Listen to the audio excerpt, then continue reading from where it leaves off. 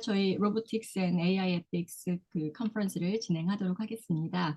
요즘에 챗 GPT에 대한 이슈가 굉장히 뜨거운 상황인데요. 그래서 저희 주제를 대화형 AI 관련 윤리적 도전에 대한 탐색 이렇게 해서 Navigating the Ethical Challenges of Conversational AI라고 정해보았습니다. 자, 이 주제에 대해서 그 두 분의 교수님께서 발표를 해주실 예정인데요. 첫 번째는 방정배 교수님, 박균열 교수님께서 경상대학교 방정배 박균열 교수님께서 챗 GPT의 등장과 윤리적 문제에 대해서 말씀해 주시도록 하겠습니다. 박균열 교수님께서 발표하실 예정이신가요? 소리가 안 들립니다. 네. 예, 네, 반갑습니다. 반갑습니다. 시작해 주시면 됩니다. 예.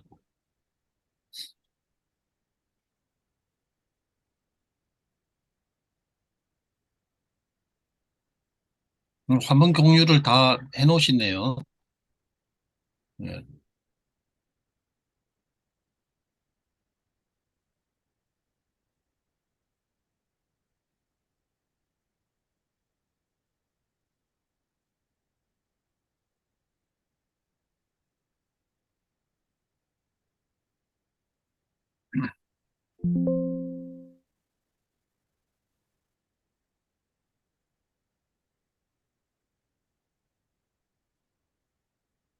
예. 사실 우리 방정배 교수님이 열린사이버대학에 계시는데, 오늘 개인적으로 중요한 일이 있어가지고 제가 대신하게 됐습니다. 반갑습니다.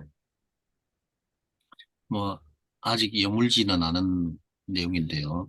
워낙 챗 GPT 이런 말들이 많이 나오기 때문에 이거에 따른 어떤 윤리적인 문제는 없는가, 그런 차원에서 약간 실론적으로 한번 검토를 해봤습니다. 그래서 이제 이 연구의 목적은 챗GPT가 등장함에 따라서 윤리적 쟁점이 뭐가 있는지, 그리고 이제 이것에 대한 해법을 모색하기 위해서는 그 도덕적 역량, 이, 이 모랄 컴피턴스, 이 개념을 중심으로 이 챗GPT를 평가하고 그 윤리적 해법을 모색하는 데 있습니다. 이 연구를 통해서 몇 가지 이제 좀 해결점이라 할까요? 이런 거를 한번 음, 제시를 해보려고 합니다. 그리고 이제 이 챗GPT의 설계와 개발, 채택, 배포, 유지 관리, 그리고 향후의 어떤 진화와 관련되는 가장 최적의 결정, 그런 게 어떤 방향으로 방향이 잡혀야 하는지에 대한 일종의 초안이라고 할 수 있겠는데요. 그런 방향을 좀 제시하고자 합니다. 이 챗 GPT는 챗은 우리가 채팅할 때 이야기되는 그 어원을 가지고 있는데요. 여기 보시면은 잡담하다, 담하다 이런 뜻이지 않습니까? 예, 얘기한다는 거죠. 예, GPT는 Generative Pre-trained Transformer, 생성형 사전 훈련된 언어 변환기다. 이렇게 직역을 할 수가 있겠습니다. 이 챗GPT는 잘 아시겠지만 그 안에 내부적으로 이제 인공지능이라고 하는 Artificial Intelligence의 기능을 가지고 작동이 되는 거고, 그 AI는 인공지능은 이제 혼자서 한 번 입력된 내용으로 계속 이렇게 작동되는 일종의 그 기계가 아니라 그 안에 여러 복합적인 데이터, 이른바 빅데이터를 가지고 계속해서 이 변환이 되는 겁니다. 새로운 정보도 개발을 하고 여러 가지 그런 기능을 하게 되는데, 이 챗 GPT가 어, 이제 뭐 어떤 사회적 파장을 가져올 수 있는가? 이것은 아직 뭐 이렇게 출발한 지가 얼마 안 되기 때문에 여러 뭐 열려 있습니다. 우리가 인간이 사고가 열려 있듯이. 예, 그래서 이 챗 GPT 시대라고 해도 사실은 이제 이 챗 GPT가 AI의 카딩 엣지 테크놀로지라고 할 수 있기 때문에 어, 이것을 잘 연구하면은 여러 이제 뭐 이 챗 GPT가 하나도 매체가 되지만 게임 개발이라든지 또는 뭐 매스미디어 이런 것 속에도 이게 이제 들어가거든요.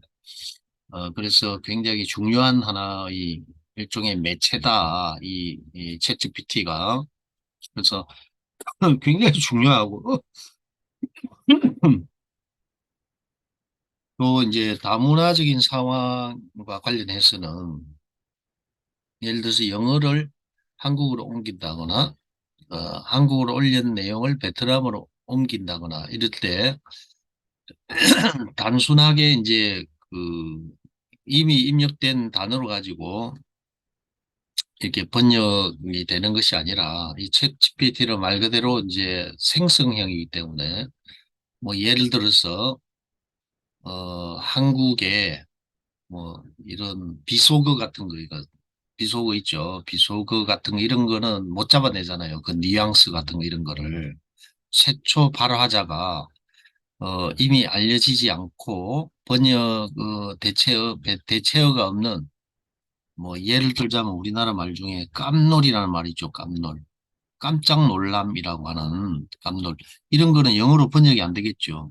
근데 이게 빅데이터 원천 자료가 없기 때문에 이제 그런 문제가 발생하거든요. 이런 사각지대라든지 또는 이 깜놀 하면서 이렇게 농담 삼아 하는 말인지 비아냥거리면서 하는 말인지를 맥락으로 또 그거를 분석을 해야 되기 때문에 이게 또 만만치 않게 또 어려운. 그래서 이제 챗 GPT가 윤리적인 쟁점을 만나게 될 때는 이게 n의 n승까지의 변수가 발생하거든요. 그래서 이 너무나 많은 변수가 이 안에 다 들어가 있다. 이렇게 볼 수가 있겠고. 그래서 이걸 뭐 배경적인 얘기니까요. 기존의 인공지능하고 이제 챗 GPT가 다른 점입니다. 다른 점. 뭐 다른 점이 뭐 여러 맥락들이 있는데 앞서 제가 설명드린 내용도 좀 포함이 돼 있고 그래서 이제 요거는 일종의 이제 챗GPT가 이제 작동되는 순서인데요. 작동 순서인데 어, 최초에는 이제 슈퍼컴퓨터가 그 인간의 내용으로 뭔가 입력이 돼야 되겠죠.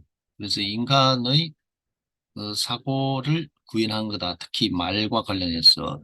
근데 이 속에 이제 가치는 아직 주입이 안 됐기 때문에 그래서 이제 좀 어, 주고받는 관계 속에서 이게 컴퓨터로 반영해서 아웃풋이 되고 다시 피드백이 되는 이런 어, 연결 구조로 되어 있다. 이렇게 말씀드릴 수가 있겠습니다. 그래서 아까 말씀드린 대로 그런 개인 데이터에서부터 정책 문서, 뉴스 보도, 문학 텍스트나 예술에 이르기까지 이런 여러 가지 이런 챗GPT의 알고리즘과 콘텐츠가 포함이 돼 있다, 아니, 관련이 돼 있다 이렇게 볼 수 있고요.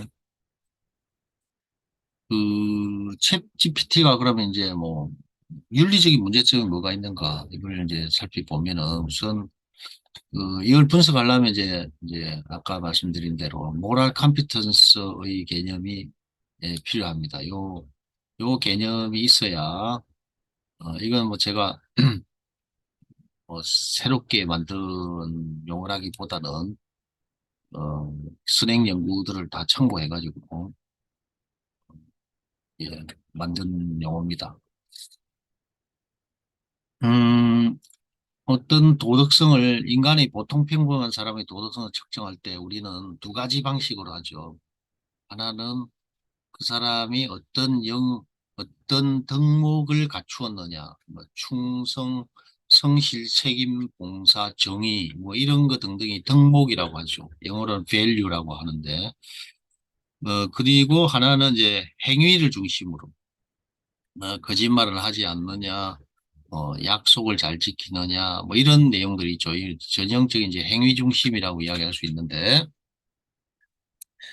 대개 이제 윤리를 측정하거나 설계할 때는 이 두 가지 중에 하나를 채택을 하게 됩니다. 그런데 이제 장단점이 다 있습니다. 요게 밸류 중심으로 할 경우는 이제 설계하기는 쉽지만 측정하는 데 어려워요.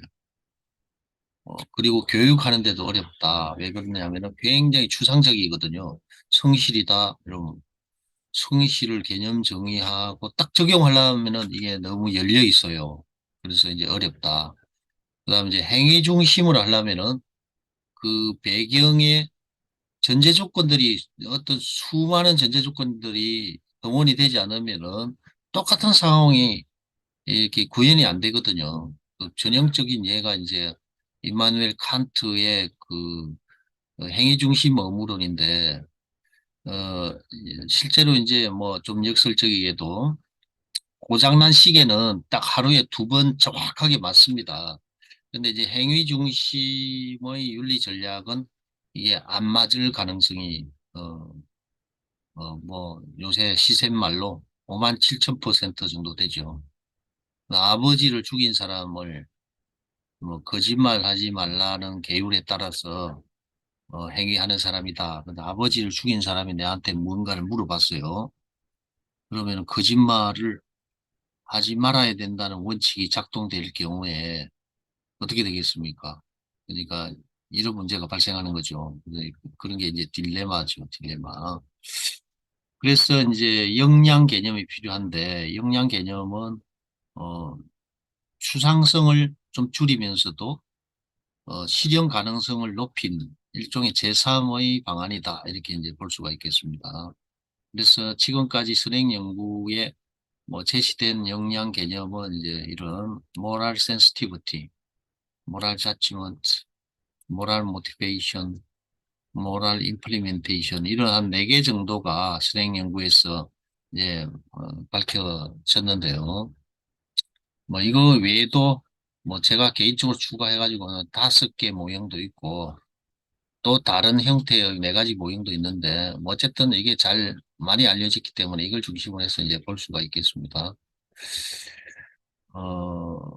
이거 이제 나바이스라는 이 학자는 지금 이 자리에 함께 하고 계신 부산대학의 김현수 교수님하고 또 서울교대의 이제 박형빈 교수님하고 저하고 이렇게 셋이서 이 요 4가지 기본 그 모랄 컴피턴스 개념으로 만들어진 원서를 작년에 3권, 올해 초에 1권 이렇게 번역을 완료를 했습니다. 이제 그 이론적 배경에 대해서는 뭐 이런 선행 연구에서 많이 밝혀졌고, 그다음에 앞으로 챗GPT 시대 또는 그 챗GPT 자체에 대해서 우리가 제기될 수 있는 일반적인 윤리 쟁점이 뭔가, 이제 그걸 한번 해봤는데요.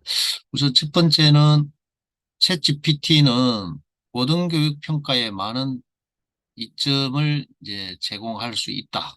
이거는 뭐 사실인 것 같습니다. 그리고 인공지능 기반 언어 교육을, 기초 언어 교육을 하는 데는 도움이 된다. 하지만 고등교육의 그 평가에서 윤리적 문제는 심각하게 제기될 수 있다. 이렇게 봅니다. 그래서 이 특히 이제 뭐 이 레포트 제출하거나 논문을 쓴다거나 뭐 등등 저작권이나 특허법에서 명시하고 있는 여러 뭐 이런 지적재산권 문제 이런 것 등등도 많이 고려가 돼야 될 것 같다. 그리고 두 번째는 사이버 범죄자에게 스크립팅이라든지 코딩 액세스 이런 걸 제공해서 이 분야의 진입 장벽을 이제 효과적으로 줄일 수 있는 이런 위험 요소가 있다 하는 겁니다. 요새 이제 뭐 좀 어네니머스라고 하는 이 비밀 폭로하는 일종의 뭐 악마의 가면을 쓰고 있는 뭐 천사 역할을 하는 이런 사람이죠. 그 사람이 어떻게 돌변할지 모르겠지만 그렇지만 사람일 수도 없고 또 뭐 소프트웨어가 작동할 수도 있겠는데 어쨌든 프로그래머는 있기 때문에 어쨌든 그런 문제가 있다 하는 겁니다. 그다음에 이제 언어 모델을 훈련하는 데 사용되는 데이터에 특정 개인 그룹의 어떤 편향된 표현이 포함될 수 있다 하는 겁니다. 뭐 예를 굳이 들지 않더라도 뭐 미국 사회에서 뭐 블랙이라는 말 자체는 약간 그 인종 편견, 반편견 이런 문제가 있지 않습니까? 한국 사회에서는 뭐 이런 우리가 해방 공간에 등장한 최근에도 우리 김구 논쟁으로 여러 가지 말들이 있는 것처럼 그 단어 하나 또는 이 형용사, 부사 이런 거 하나에 따라서 편견, 반편견, 차별 이런 문제가 발생하기 때문에 이런 게 굉장히 조심스럽다는 거죠. 그다음에 이제 챗GPT와의 상호작용에서 데이터 보안의 위험이 있는데 이게 이제 뭐 포괄적으로 이거는 뭐 형사적인 문제이긴 하지만 법은 윤리 최소한이라고 이야기하는데 어떤 윤리적인 문제이다. 인권을 침해하기 때문에 챗GPT의 또 다른 윤리적인 문제점은 이제 사용자들의 비판적 사고를 감소시킬 수 있다. 이제 윤리 기능이 챗 GPT에 완전하게 구현이 됐을 때 제공되는 비판적 사고만을 이제 인용할 수가 있거든요. 인간이 인공지능과 다른 점은 자발적으로 비판적 사고를 한다는 거거든요. 그래서 자기가 이 사고의 트리밍을 통해서 그야말로 뭐 디자이러블 오브젝티브를 이렇게 도달할 수 있다는 건데 이제 그런 게 취약해 줄 수 있다 하는 겁니다. 또 다른 점은 이제 사람들이 대화를 나누기 위해서 기계에 의존하기 때문에 인간관계가 이제 상실될 수가 있다. 뭐 이런 한 6가지 문제점이 있습니다. 뭐 이것에 대해서는 여러 가지 평가들을 뭐 했는데 뭐 문제 분석할 때도 이제 그런 내용들이 좀 포함이 되어 있습니다. 어, 그리고 뭐 이 정도 말씀을 드리고 뭐 제가 사실 어저께 뭐 제가 주관하는 그 영어 학술지가 있어가지고 한 5시간 정도 이제 주관을 했는데요. 거기에도 이제 인공지능 관련되는 내용을 누가 발표했는데 제가 오늘 잠깐 생각난 게 있어가지고 그 발표한 사람한테 어, 제가 추가로 이제 코멘트 해준 내용인데 뭐이 자리에도 맞지 않을까 싶습니다. 되게 이제 우리가 윤리적인 판단을 하기 위해서는 이런 절차를 하게 되죠. 윤리적으로. 윤리적으로는 뭘 한다. 그러면은 어쨌든 이런 collecting general data 이걸 먼저 하게 되겠죠. 이렇게 주변에 널려진 일반적인 정보를 수집한다. 그 다음에 그 중에서 셀렉트를 하는 거죠. 그러니까 어떤 밸류가 좋은지 또 어떤 밸류가 나한테 맞는지 어떤 밸류가 의미가 있는지 어떤 밸류가 정의로운지 이런 걸 셀렉트를 하게 되겠죠. 그 다음에 그것에 대해서는 소팅을 하는 거예요. 소팅. 소팅은 이제 순서를 이야기하는 순서. 순서를 이렇게 정한다. 1, 2, 3, 4, 뭐 5, 4, 3, 1 하든지. 순서 정해진 것 중에 순서하고 웨이팅은 좀 다른데 순서는 그냥 뭐 이렇게 순서 먼저 정하는 거죠. 예를 들어서 뭐 우리가 뭐 오줌 누러 가는 거 이런 거 별로 안 중요하죠. 사실은 뭐 건강에 악화된 사람일 때는 엄청 중요하지만 근데 별로 안 중요해도 급할 때는 그게 중요하죠. 그래서 이제 그럴 때는 오줌 누는 게 밥 먹는 것보다 더 중요하죠. 책 읽는 것보다. 근데 이게 순서도 이제 웨이팅하고 좀 다른 소팅은 일단 시퀀스만 결정하는 거니까요. 웨이팅은 순서하고 좀 다르게 어떤 가치가 중요하냐, 안 중요하냐, 이걸 따지는 거거든요. 그래서 뭐, 서양의 철학자, 도덕심리학자들에 보면은 뭐, 철학자들도 그런 연구에, 뭐 로키치라는 이 사람은 궁극 가치와 수단 가치 이렇게 나눠가지고 그 안에 각각 뭐 나래비를 쫙 해서 한 200 몇 가지를 한 경우도 있고, 또 측정을 하는 사람들은 뭐 6단계론, 8단계론, 6단계로는 뭐 콜버그 이런 사람이고 8단계는 이제 에릭슨 이런 사람들이 이야기했고 5단계는 여러분들이 흔히 많이 인용하는 에이브람 메슬로 이런 사람들이 뭐 원초적 욕구 있죠. 생리적 욕구, 식욕, 성욕, 뭐 수면욕 이런 것부터 그 최고 단위는 이제 셀프 액츄얼리제이션, 자아 실현의 단계까지 이렇게 5단계 하는 사람이 있는데 어쨌든 그게 웨이팅과 관련되는 거거든요. 이제 마지막은 이게 이제 하모니인데 밸류들의 하모니를 잘 만들어내는 거. 이게 사실 제일 중요하죠. 이거는 개별적인 역량이거든요, 일종의. 근데 이게 마지막에 이제 볼 드리블 잘 하죠. 슈팅도 잘 때리고 그런데 결국 골을 어떻게 잘 넣느냐 이런 거거든요. 그래서 이런 건데 또 인공지능 윤리는 사실은 그 인공지능 챗GPT는 여기에만 해당되는 거죠. 근데 2번, 3번, 4번, 5번이 인공지능 시대에 인공지능 윤리가 구비해야 될 이제 당위적인 목표입니다. 근데 이게 잘 안 돼 있죠. 이게 잘 안 돼 있다. 지금. 그래서 여기까지 페이퍼를 보고 말씀을 드렸고, 이제 들어오신 여러분들의 얼굴을 보면서 조금 뭐, 이렇게 추가로 저는 사실 2019년에 그 이와 관련된 특허를 두 개를 신청해가지고 1년간의 어, 심의를 거쳐서 이제 두 개가 등록이 됐습니다. 두 개가 등록이 돼서 첫 번째 거는 이제 도덕성의 측정 알고리즘이고 두 번째는 인공지능의 그 자율적 제어 메커니즘, 셀프 레귤레이션 알고리즘인데요. 근데 두 개로 했습니다. 근데 그 중에 오늘 주제는 이두 번째 특허와 조금 관련이 있는데 아직도 이 인공지능과 관련해서 특히 거기와 윤리적 기능을 어떻게 할 건지는 엄청난 블루오션이다. 해야 될 게 많고 제가 또 이제 전공 이외에 뭐 포괄적인 관심이 좀 많다 보니까 이제 너무 많아가지고 다 헤아리지 못했는데 최근에 뭐 이렇게 뭘 특강할 일이 있어가지고 한번 헤아려 봤는데 그 특허 말고 실용신안을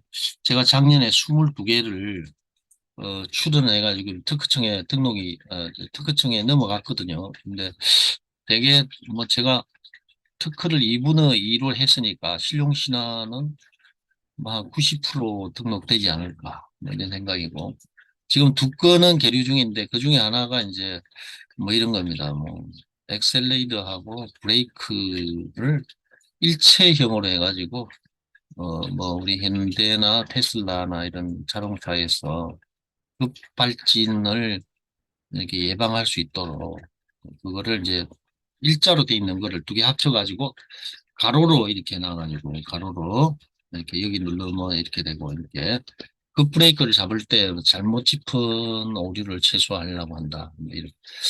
거기에도 이제 인공지능의 기술적인 문제가 들어가야 되기 때문에 뭐 이런 엉뚱한 상상력 이런 것들이 뭐 이런 생활 속에 적용될 수 있지 않을까 뭐 이런 생각을 합니다. 우리 조성구 대표님도 특허가 하나 있대요. 예, 연구윤리에 관련해 가지고 예, 뭐 연구윤리 뭐 비윤리성 잡아내는 이런 프로그램인데 근데 이후에 많은 것들이 또 새로 제기돼 있기 때문에 새로운 특허를 또 하나 출원하셔도 될 것 같고 네. 그게 이제 뭐 사실인가 아닌가 문제를 떠나서 올해 우리 김현수 교수님하고 교육부에 그 한국연구재단의 정책과제로 대형 과제를 지금 하나 하고 있거든요. 그 안에 조그마한 그 주제가 이제 연구윤리와 관련되는 내용입니다. 연구윤리.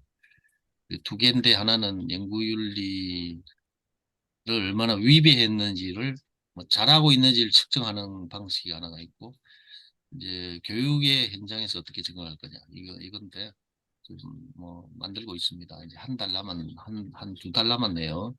네, 잘 만들고 있고 그래서 이게 뭐 얼기설기 제가 말씀을 드렸는데 혹시나 혹시나 뭐 질문해 주시면은 저희 그 초보적인 생각을 좀 더 발전을 시키도록 하겠습니다. 예. 조승구 대표님 말씀해 예, 주세요. 박균열 교수님 반갑습니다. 네. 저도 특허를 이제 지방 정부에서 지원받아서 가지고 있었습니다. 그 온라인 시장에서 논문 투고하는 시스템이었는데요. 이제 개인적인 소신으로 이제 국내 학술 시장 발전을 위해서 요거는 뭐 등록 자체가 됐다라는 것만으로도 의미를 갖고 이제 자유롭게 사용할 수 있도록 하도록 그렇게 제가 개방을 해놨는 상태고요. 음, 우리 교수님 발표 너무 잘 들어서 또 많은 공부가 된 것 같습니다. 그중에서 저도 챗GPT 정말 관심 많아서 계속 음, 좀 이렇게 살펴보고 있었는데 최근에 이제 어떤 철학자가 챗GPT임을 모르고 철학적인 대화를 했음에도 불구하고 이 대화한 상대가 이 챗GPT였는지를 감잡지 못했다라는 어떤 언론 매체를 보면서 우리 음, AI 과학 기술의 발전이 이 정도까지 수준까지 발달했구나라는 거 하는 것을 이제 또 느낄 수가 있었습니다.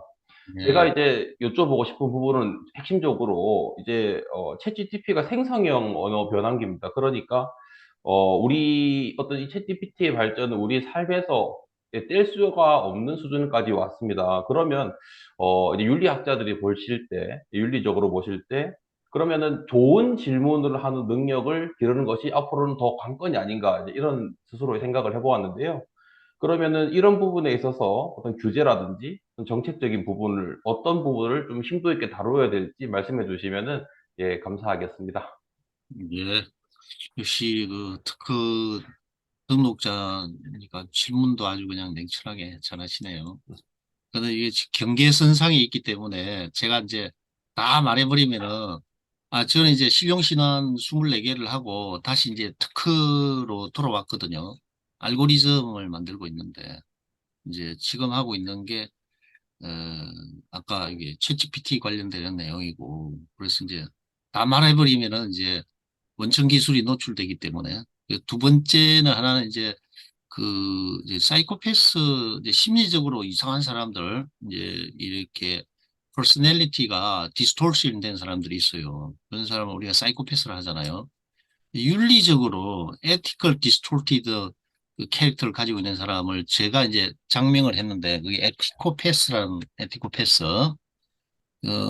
마찬가지 우리 김현수 교수님하고 올해 한국연구재단에 융합 과제로 또 대형 과제를 신청해 놨는데요.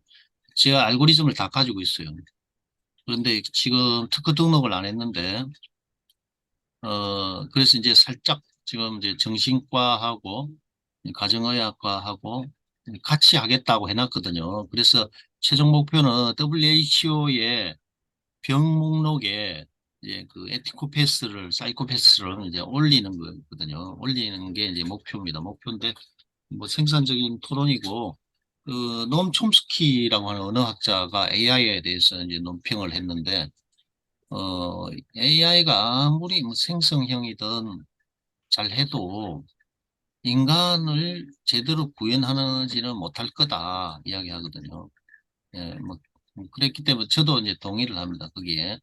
그런데 이제 촘스키는 윤리학자가 아니기 때문에 이제 윤리적인 질문을 잘 해서 학습시키면은 이제 가능은 할 것이다. 거의 근접하게. 근데 아까 좋은 질문이라고 했는데 이제 good question하고 right question의 윤리학에서 굉장히 중요한 차이가 있거든요. good question은 이제 productive는 이제 utilitarianism, 공리주의적인 질문이거든요. 그래서 항상 굿은 looks good이거든요. 행위가 발생하고 난 뒤에. 근데 챗GPT는 looks good이 아니고 왜냐면 프로그래밍을 해야 되기 때문에 right question이 돼야 됩니다. right question이 되려면은 알고리즘에 부합되는 이렇게 돼야 되거든요. 알고리즘에 부합되는. 그래서 이제 윤리학이나 철학은 낱말 하나 가지고 의미가 엄청나게 달라져 버려요. 그래서 이제 그렇고 아까 전에 이제 그러면은 이제 우리가 유비 조건, 애널로지컬 이제 그 example로 제가 이제 말씀을 드리자면은 인공지능에 대해서 물어보는 거는 지금 인공지능으로 얻을 수 있는 답은 뭐냐면 What is this? 물어보는 거는 다 가능합니다. 이제 위키피디아나 네이버 백과사전에서 찾을 수 있는 모든 내용들은 인공지능으로 다 찾을 수 있습니다. 그런데 why로 물어보는 거 있죠. 왜 그렇습니까는 이제 이거는 이제 리저닝이거든. 추론. 예, 추론이라고 번역했는데 한국 사람들이 초창기에 나온 말을 이제 잘못 번역한 것 같아요. 그냥 이유대기라 하면 되거든. 이유. 리전이 이제 명사로는 이유라는 말도 있고 캐피탈이 되면은 이게 이성이라는 뜻도 있거든요. 근데 이게 동명사였잖아요. 그러니까 동사거든. 리전은 이유를 댄다 이런 뜻이기 때문에 리저닝은 이유대기. 그러니까 인공지능은 이유대기를 못해요. 그래서 이유대기를 잘 할 수 있도록 이제 그래서 이제 윤리적 이유대기, 그걸 모랄 리저닝이라고 하는데 윤리적 이유대기를 잘 할 수 있도록 이제 프로그래밍을 잘 하면은 인간의 추론 능력까지 올 수가 있죠. 그런데 우리가 뭐 척척박사다 백과사전이다 이야기하잖아요. 누구한테 물어보면 그거 이거야.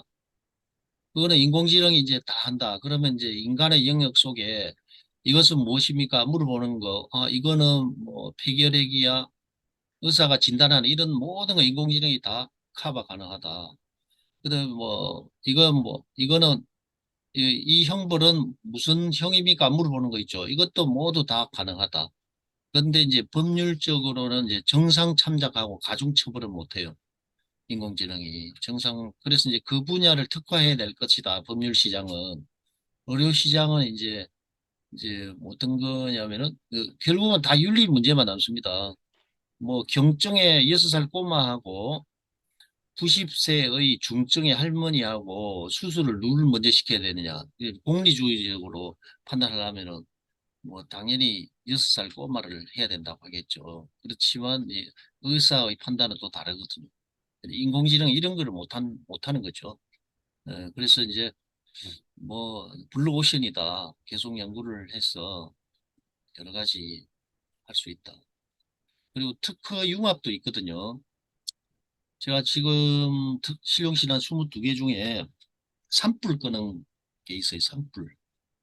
특성 무슨 광정면에 산불 화재 진압을 잘 할 수 있는 방법인데 지금 노르웨이의 어떤 저기 지금 사업을 하는데 그게 사막에서 이제 물 빠짐이 더디게 되는 시스템을 가지고 있는 사람이 있어요. 그래서 제가 등록이 되면 우리 학교 특허팀장이 변리사인데 그 기술 제휴를 좀 해서 두 개를 이제 병합해서 제휴를 하려고. 근데 지금 다 이제 그래서 기술을 많이 가지고 있는 사람끼리는 대화를 하면 말이죠. 융합이 돼요, 계속.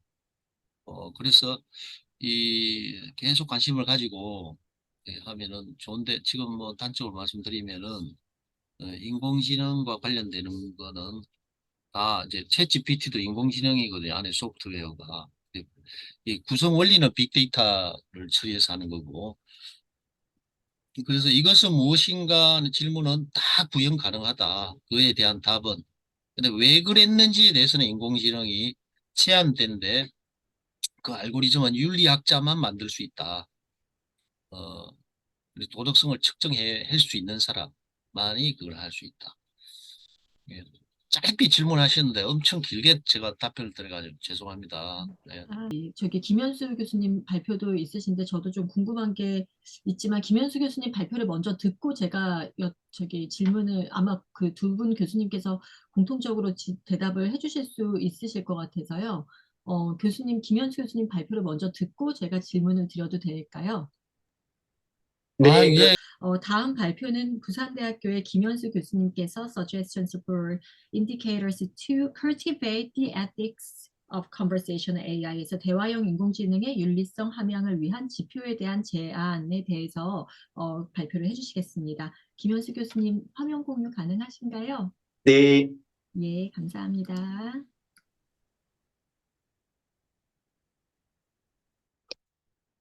네, 여러 선생님들 안녕하십니까? 약간 제목을 바꿨는데요. 대화형 인공지능의 윤리성 함양을 하기 위해서 어떻게 지표를 설계해야 되느냐. 사실은 이제 그 프레임워크에 대해서 조금 접근을 하고자 했습니다.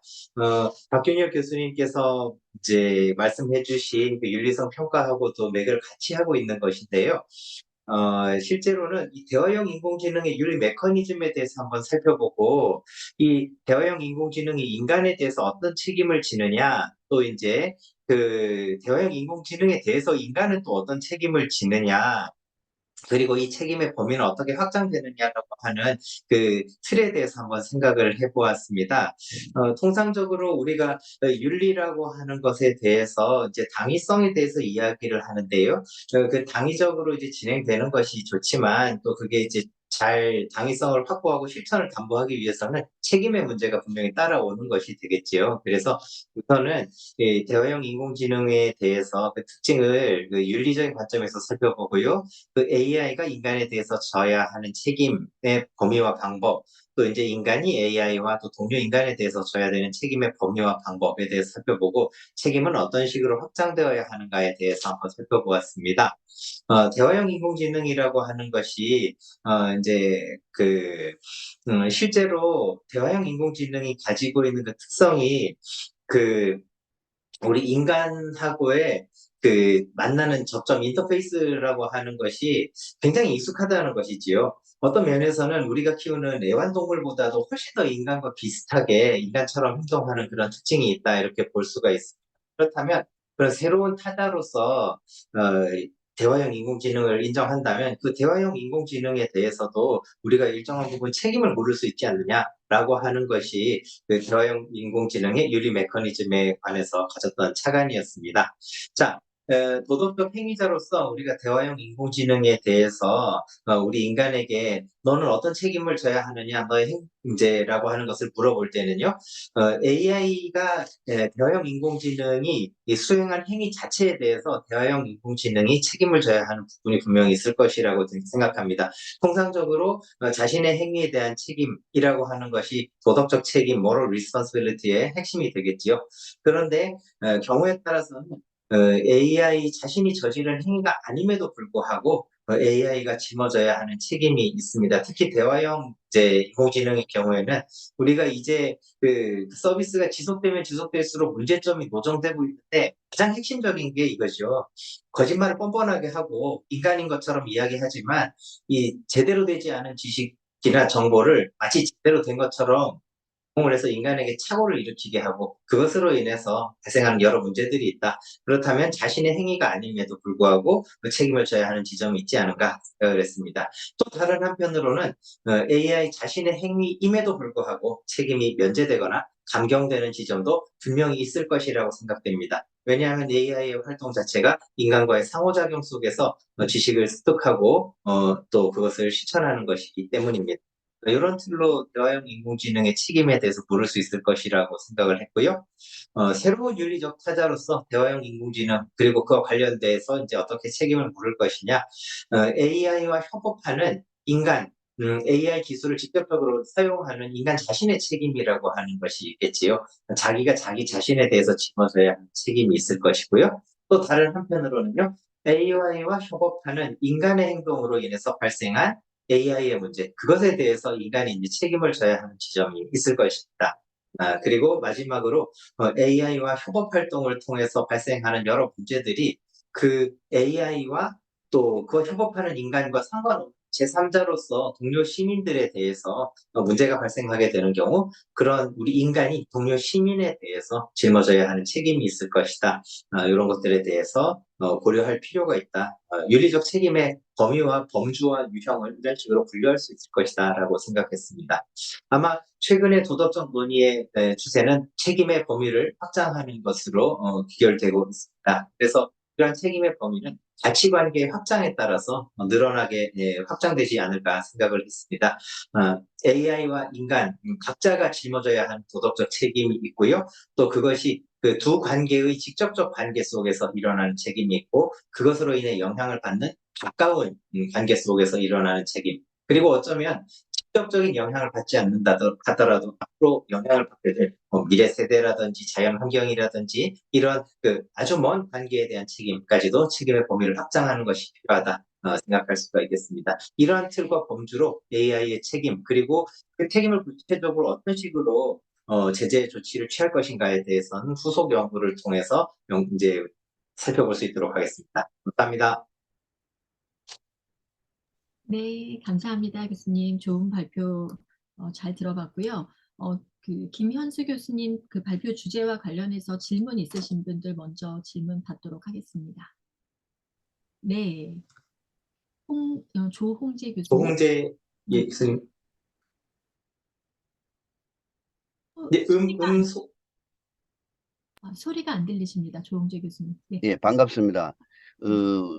이번 시간이 진짜 챗 로봇하고 그 내용에 대해서 책임 윤리와 관련된 박균열 교수님, 김현수 교수님, 아유, 진짜 많이 배웠습니다. 내용이 진짜 새로운 것이고 해서요. 근데 이제 앞에서 말씀드린 대로 윤리적 책임 문제를 하려면 윤리적인 것이 인공지능의 챗 로봇에 어떻게 디자인을 하느냐 하는 그런 문제가 될 수 있을 것 같은데요. 그러면 윤리적 책임을 로봇이 지는다는 뜻인가? 아니면 그것을 설계한 사람이 이 책임을 진다는 것이 될 것인가?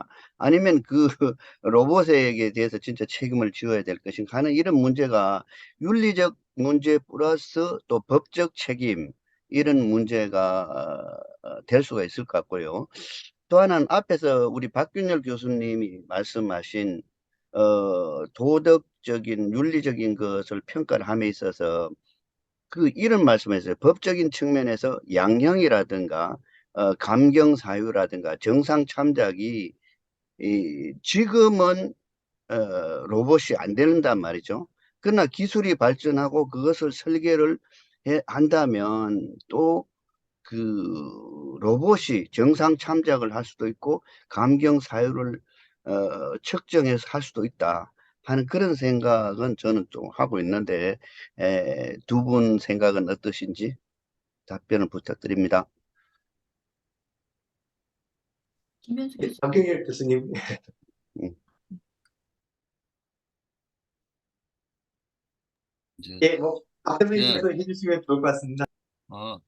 역시 그 조홍재 박사님이 법학을 하셨기 때문에 상당히 예리한 질문을 하셨네요.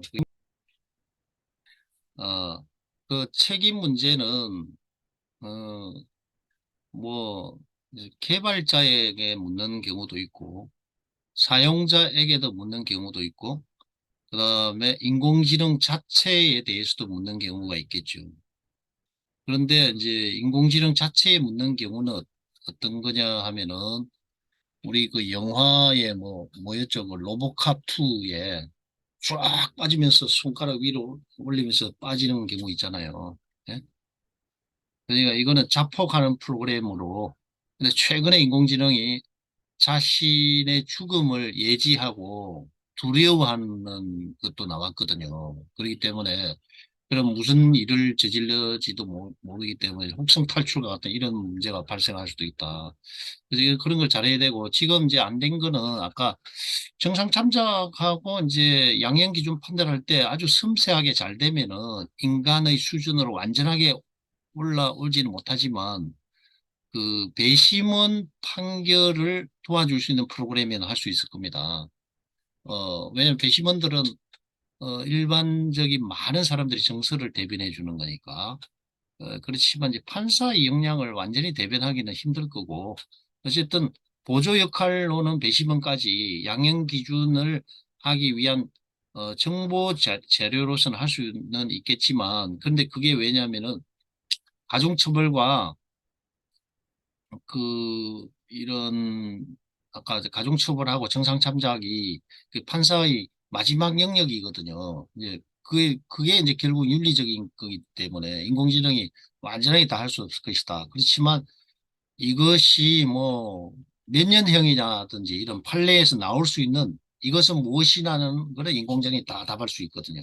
네, 그 정도가 되겠고 그다음에 이제 그걸 책임을 물을 때 이론적 근거를 뭘로 할 거냐. 현재까지는 이제 우리가 이제 법적 책임을 물을 때 형벌 이제 예를 들어서 이제 사형제도를 찬성하느냐 마느냐 하는 게 이제 형법에 굉장히 중요한 건데 뭐 잘 아시다시피 사형제를 찬성하는 쪽은 이제 뭐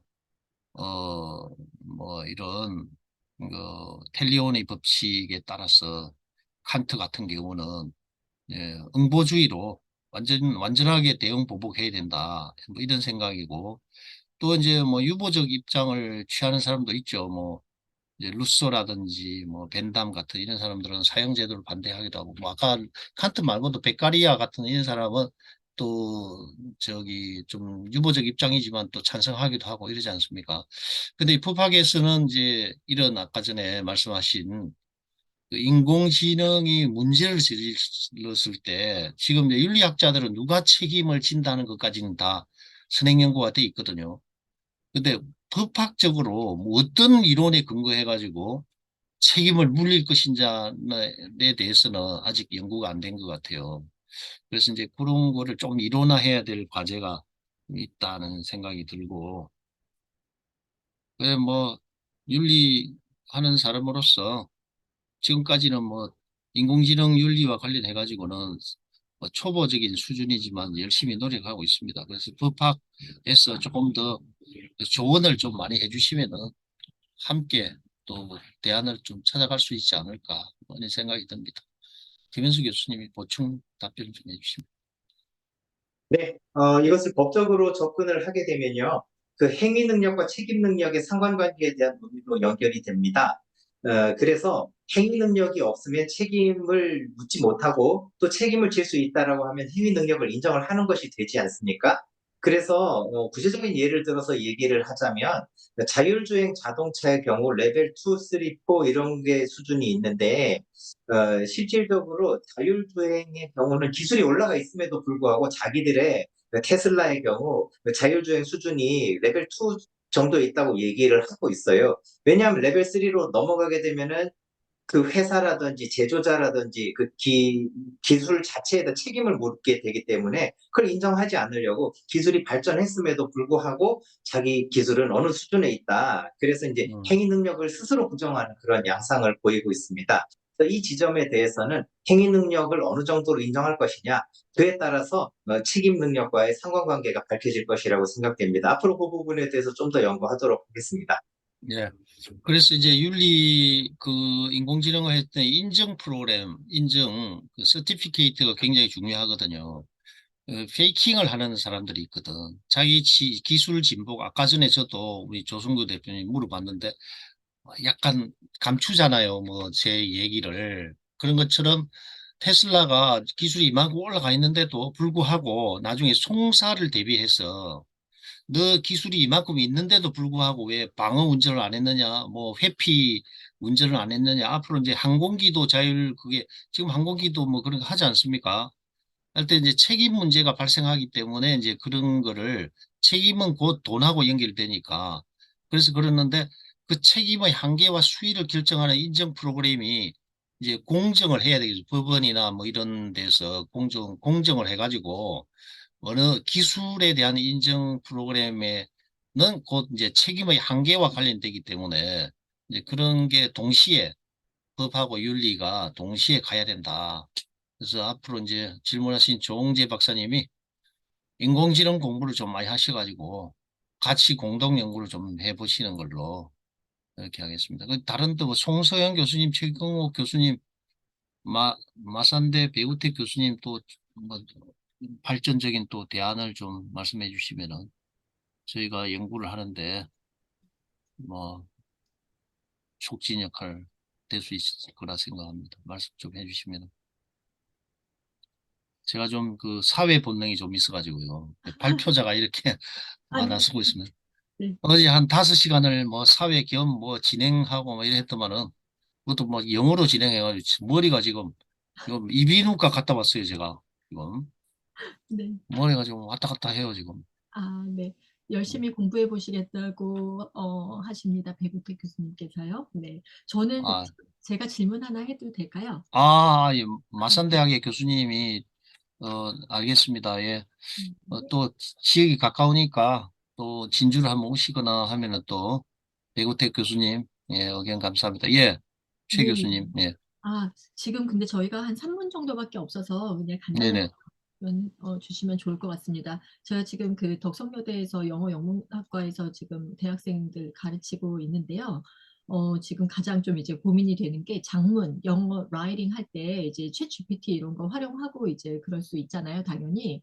근데 그렇게 했을 때 이제 학생들한테 스스로 좀 자가 검열, 도덕적 그 감수성이라고 해야 되나요? 이런 것들을 좀 일깨우게 하기 위해서 어떤 그 가이드를 해주면 좋을지, 그리고 좀 어떤 활동을 좀 하면서 이런 도덕적 감수성을 좀 일깨울 수 있을지 이런 좀 고민을 하고 있습니다. 조언 네. 부탁드립니다. 그 이제 모럴 센시티비티는 일종의 다른 사람이 싫어하는 거 하면 안 되니까 이제 비속어나 욕을 하거나 이런 거는 쓰지 말라고 이야기해야 되겠죠. 그리고 이제 도덕적 거리두기 이런 게 도덕적 거리두기. 그러니까 우리가 어떻게 칭찬을 하더라도 너 참 잘했다 하는 것보다는 너의 행위가 참 바람직하다 이런 거 직설 용어가 아니지 않습니까? 네네. 지하철 타고 갈 때 다음 역은 뭐 어디입니다. 어디로 가실 분 여기 내리세요. 명령형이죠. 그렇죠. 명령형이 안 되게끔 지하철 안내 방송도 해야 되거든요. 어쨌든 다른 사람 귀에 다른 사람에게 직접 타치를 하는 말이 있죠. 이런 거는 별로 안 좋은 거죠, 이게. 그래서 이제 윤리적 표현은 완곡하게 해야 된다. 다음에 어디로 가실 분은 여기가 내릴 역입니다. 이렇게 해야 되겠죠. 완곡하게. 그게 이제 윤리적 접근의 이제 첫 출발점이다. 어쨌든 다른 사람 마음에 직접 가 닿으면은 그래서 좋은 일 칭찬할 때는 참 잘했다. 뭐 이렇게 할 수는 있겠지만 그 그렇게 그건 참 좋은 장문이네 이렇게 이야기할 수 있는데 너 장문 잘하네 하는 거하고 너가 장문한 거 참 좋다는 거하고는 다르거든요. 그래서 이런 게 이제 메타 에틱스인데 이제 애널리틱, 랭귀지 베이스드 애널리틱 에틱스라고 그래요. 말을 기반으로 한. 그래서 이제 그 윤리학의 대개의 분류가 이제 윌리엄 프랑케나라고 하는 사람의 에틱스라는 책에 보면은 디스크립티브 에틱스, 노머티브 에틱스, 이제 메타 에틱스 이렇게 나누거든요. 그래서 아까 질문하신 내용은 메타 에틱스에 해당되는 랭귀지를 기반으로 하는 말을 가지고 분석하는 거. 이제 중국 철학에 보면 백마는 비마다. 이제 흰말은 말이 아니다 하는 게 굉장히 역설적인데도 말이 되잖아요, 그게. 이제 말로 가지고 윤리적인 문제 사태를 분석하고 대안을 찾으려고 하는 거. 이게 이제 메타 윤리학이라고 하는 건데, 최 교수님 질문하신 내용은 이제 그런 내용이기 때문에 이제 그 프로그래밍 할 정도가 아니시라면은 그냥 그 완곡하게 글쓰기에 몇 가지 비속어를 쓰면 안 된다. 직접 뭐 이렇게 가닿게 하는 표현들, 특히 그 비판을 할 때, 비판을 할 때 이게 직접 마음에 와닿는 걸 회피하는 글쓰기 이런 게 굉장히 중요하거든요. 그래서 짧은 글로 돼 있는 뭐 이런 저기를 잘 쓰기, 칼럼 같은 거 이런 거를 트레이닝을 긴 글로 가지고 하지 말고 한 페이지짜리 칼럼으로 가지고 트레이닝을 다음에 들어가셔가지고 이제 제 이름 박균열 교수 치면은 제가 칼럼을 한 10개, 100개 정도 썼거든요. 그래서 전 스펙트럼이 엄청 넓습니다. 조선일보 한 번, 중앙일보 한 번, 문화일보 한 번, 예, 한겨레 신문 두 번, 국민일보 10번 정도 나왔고, 그 다음에 이제 저희 주 섹터인 안보 국방의 국방일보, 저희 지역의 경남신문, 경남일보 이렇게 한 100개 정도 될 건데, 짧은 글 속에 윤리적인 이런 게 될 수 있도록, 이렇게 긴 글로 가 연습하는 것보다는, 예. 음, 예, 네. 창원대학교 최진호 교수님께서 들어오셨는데, 네. 예, 좋은 조언 반갑습니다. 예. 감사드립니다. 네. 여기 지금 거의 근데 시간이 좀 돼서 저 김현수 교수님 답변도 간단하게 말씀해 주실 수 있으실까요? 예, 좋은 코멘트 감사하고 또 이후 세션에서 공부하도록 하겠습니다. 감사합니다. 네. 그래서 조성구 대표님이 아주 결론을 말씀해 주셨습니다. AI 미래에는 결국 윤리적인 부분만 남습니다. 맞습니다. 그 말이. 네, 그래서 윤리 공부를 안 하면 AI를 완전하게 생활화하고 거기에 대한 책임 이런 걸 질 수가 없는 근데 음, 윤리적 프로그래밍 근데 그 출발점은 보통 평범한 사람들이 도덕성을 측정할 수 있는 거 그거를 할 수 있어야 인공지능의 윤리적 기능을 탑재를 할 수 있거든요. 그래서 이제 윤리학을 알고 그다음에 통계를 알고 그다음에 프로그램하는 방법을 알고 이런 게 굉장히 중요하다 이런 말씀을 드릴 수가 있겠습니다. 아, 오늘 저희 시의적절하게 아주 저희 민감한 그 이슈에 대해서 두 분 교수님의 아주 귀한 그 발표, 연구 잘 들어보게 되었습니다. 정말 감사드립니다. 이것으로 저희 그 로보틱스 앤 AI ethics 발표 그 마치도록 하겠습니다. 감사합니다. 예.